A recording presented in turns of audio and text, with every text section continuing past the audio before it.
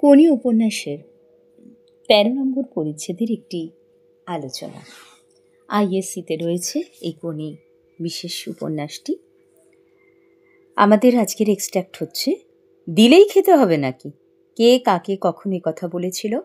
বক্তার এই রকম মন্তব্যের কারণ কি? বক্তার না খাওয়ার কারণ হিসেবে উদ্দিষ্ট ব্যক্তি কি বলেছিল? এই বক্তব্যের পরের ঘটনাটি বর্ণনা করো।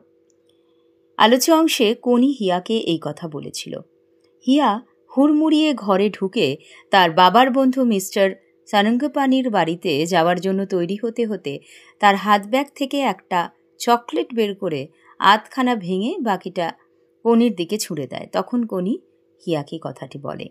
বক্তা কোনিকে তার দলের মেয়েরা হাবভাবে সবসময় বুঝিয়ে দিত যে তাদের সমপর্যায়ভুক্ত নয় কোনি। কোনিকে তারা সবসময় দূরে সরিয়ে রাখত। কোনি তাই তাদের সব কিছু থেকে দূরে নিজেকে বিচ্ছিন্ন রাখতে চেয়েছিল। এরকম সময় হিয়া তার দিকে নিজের আধ খাওয়া চকলেট ছুঁড়ে দিলে তা কোনির কাছে বেশ অপমানজনক বলে মনে হয়।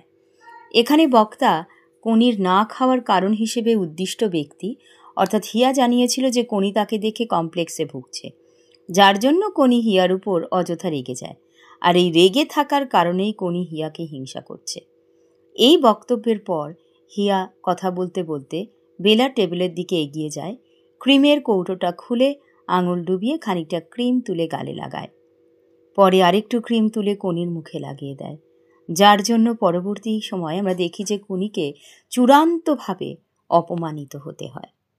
আজকের আলোচনা এ পর্যন্তই থাকলো। আবার ফিরে আসবো অন্য কোনো আলোচনা নিয়ে। ধন্যবাদ।